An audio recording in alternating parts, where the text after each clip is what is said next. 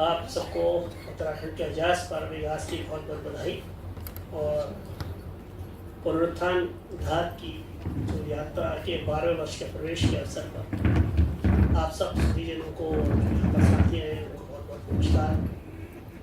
आज से लगभग 11.5 साल पहले उत्तराखंड में एक बहुत बड़ी प्राकृतिक आपदा ने हम सबके मानस को झंझोरा था और समाज के तमाम संवेदनशील लोगों की तरह हम लोगों के सामने सवाल आया कि ऐसे हालातों में एक समाज के रूप में हमको क्या करना चाहिए। और इस बात को लेकर के, सवाल को लेकर के हम लोगों ने एक बैठक बुलाई और उस बैठक में जब सब लोग आए तो लोगों ने तय किया कि तात्कालिक रूप से तो हमें मदद करनी चाहिए, लेकिन ये जो सहायता है या ये मानवीय जो संवेदना है ये तात्कालिक न होकर के दीर्घकालिक हो।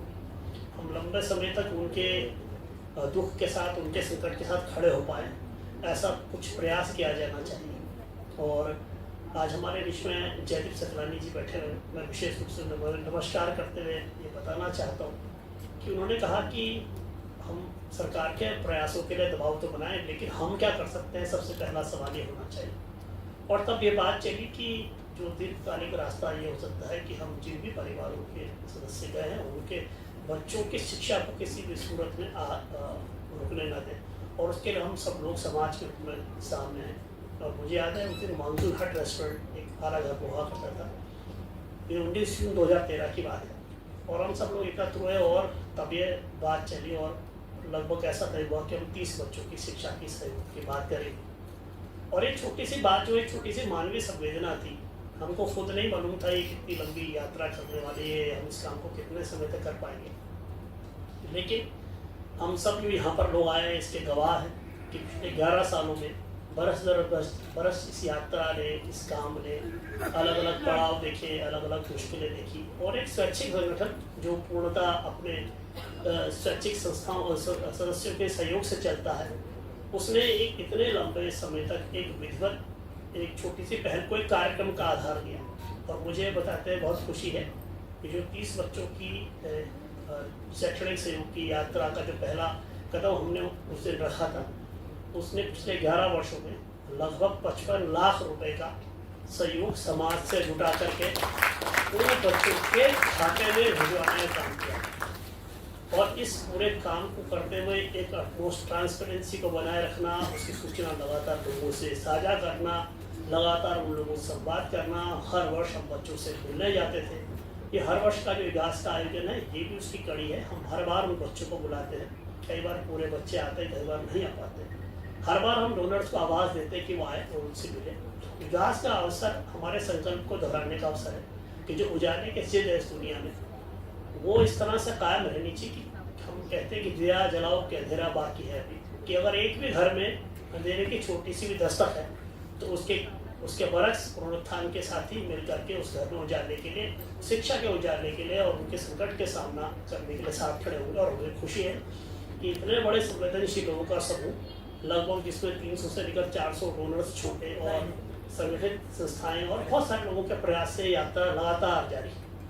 और इस यात्रा के साथी बनने के लिए आपको बहुत बहुत आभार, सबको नमस्कार। लेकिन इस यात्रा का जो बीज जिस धरती में उपजा है, जिस आंगन में फूल खिला है, उस आंगन का नाम धाद है। और जिस आंगन ने हमको सरोकार महसूस करने की क्षमता दी कि हम समाज के प्रति संवेदनशील हो पाए, उसके विषयों के प्रति हम काम करने की ललक पैदा हो, वो ललक हमारे भीतर जिस संस्था ने पैदा करी वो धाद थी, जो आज से लगभग 38 साल पहले 1987 में उत्तराखंड की स्थानीय भाषा गढ़वाली की पत्रिका के तौर पर शुरू हुई। और तब कुछ युवा लड़के, जिनमें से कुछ अब बूढ़े हो गए हैं, सामने बैठे मुकेश जी, महेंद्र ध्यानी जी, और वो उम्र के अगले दशक में हैं, लेकिन उन्होंने उस दौर में जिद रखी कि हम एक पत्रिका निकाल लेंगे। और आज से 40 साल पहले किसी पत्रिका को निकालना, जब आप संसाधन विहीन थे, तो भाई बहुत मुश्किल और दुस्वप्न था। लेकिन जब लड़के होते हैं दुस्साहस करते हैं, तो वो यात्रा वहाँ से शुरू हुई। लेकिन उस यात्रा की सबसे अच्छी बात क्या रही, जो गढ़वाली पत्रिका की यात्रा थी, लेकिन उसने उस यात्रा के बाद समझ का विस्तार लिया। उन लड़कों को समझ में आया कि दुनिया में भाषा से भी बड़े बड़े सवाल हमारे समाज में, जिनके लिए हमें काम करना चाहिए। और तब 1992 में हमने इस संस्था का शुरू किया और छोटी बड़ी गतिविधियाँ करने लगे। यात्रा बरस दर बरस चलती रही। हमने भाषा के सवाल पर उत्तराखंड आंदोलन से लेकर के उसके तमाम सामाजिक राजनीतिक सवालों पर अपने छोटे बड़े चहलकदमियाँ करनी प्रारंभ की। चाहे उत्तराखंड बनने के बाद उसके परिसीमन का सवाल था, उसकी भूमि बंदोबस्त का सवाल था, उसको लेकर चाहे हमारा हाई कोर्ट में केस था, ऐसे बहुत सारी गतिविधियाँ करी। और चूँकि जब एक यात्रा बहुत लंबे समय तक चलती है तो उसमें बहुत सारे लोग आते हैं, चेहरे बदलते हैं, कंधे बदलते हैं, हाथ बदलते हैं, और वो धीरे धीरे करते करते करते 2010 में आकर के हम लोगों ने महसूस किया कि उत्तराखंड के जो लोक पर्व हैं उनमें एक बहुत बड़ी क्षमता है समाज को साथ में जोड़ने की, और उनके साथ अगर हम कुछ रचनात्मक तरीके से कुछ अच्छी चीज़ें उनमें जोड़ देंगे तो एक बहुत अच्छा काम हम कर पाएंगे। 2010 में पहला इतिहास का आयोजन तोताराम टोंडिया जी ने राजेश्वरीपुरम में किया। तब देहरादून में कोई इतिहास का आयोजन होता नहीं था 8 नौ तक। उत्तराखंड के लोग पर्वों की कोई बात नहीं करता था, मैं आपको बताऊँ। 2010 में फिर हमने हरियाणा का एक छोटा सा पहल करी। डीसी नोटियाल जी मौजूद है, मैं और डीसी नोटियाल जी कुछ साथी है, हम लोगों ने कुछ पेड़ लगाए। हमने कहा चलो हम 15 लोग यही करते हैं। और वो लेकिन वो जो हरेला की संग्राम, इगास और फूलदेई के साथ जो हमने छोटे छोटे प्रयास किए, उनको इस पूरे 10-11 सालों में हमने अपनी समझ के साथ जो हमारे पास फीडबैक्स आए, जो हमारी समझ बनी, उसके साथ उन पर्वों को हमने नए नए सामाजिक संदर्भ दिए। हरेला जो कृषि का पर्व था और उत्तराखंड की एक बहुत बड़ी जनसंख्या पलायन के चलते शहरों में आई थी, हमने शहरों में हरेला को प्लांटेशन से, वृक्षारोपण के सवाल से जुड़ा। और उसके सवाल से केवल वृक्षारोपण से नहीं, उसके वृक्ष को बचाने से, उसके जो पर्यावरण के पारिस्थितिक के सवाल से उनसे जुड़ते हुए बहसें करी, अपनी छोटी छोटी गतिविधियाँ करी। इतिहास को हमने केवल लोक रंजन या मंडान लगाने या उजाले का पर्व न होकर के किसी के जीवन में उजाला भरने के सामाजिक उद्देश्य से जुड़ा। फूलदेई को हमने बाल रचनात्मकता से जुड़ा। आज उत्तराखंड के लगभग 850 स्कूलों में हमारा पुनर्रचना कार्यक्रम चल रहा है।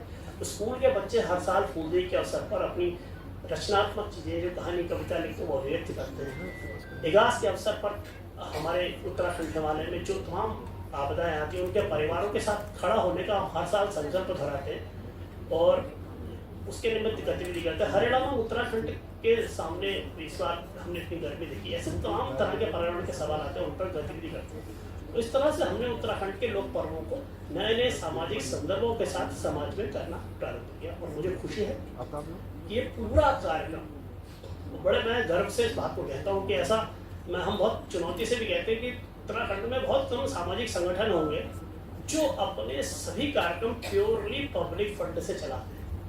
हमारी सारी गतिविधियों का केंद्र समाज का सहयोग है। हमारे पास जो एक एक रुपए आज के इस हॉल के किराए से लेकर के भोजन तक का आम समाज हमें कॉन्ट्रीब्यूट करता है। इस आयोजन के लिए हमने आज से 10 दिन पहले अपील करी और मुझे बताते हुए खुशी है कि इसका पूरा खर्च और उससे कहीं अधिक लोगों ने स्वैच्छिक रूप से सहयोग किया।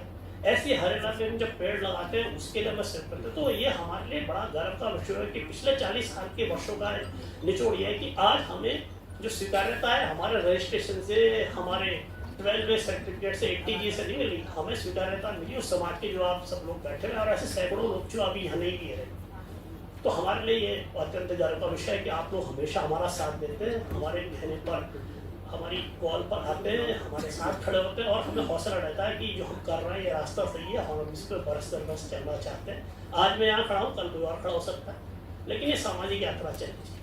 और जिस जगह खड़ा होकर मैं बोल रहा हूँ, लेकिन इस बोलने के पीछे बहुत सारे अनाम लोग हैं जो चुपचाप काम करके इस स्टेज को सजा करके इसकी लेकर चले जाते हैं। बहुत सारे लोगों ने आपको कॉलिंग करी होगी, बहुत सारे लोगों ने डिज़ाइन करी, बहुत सारी चीज़ें होती हैं।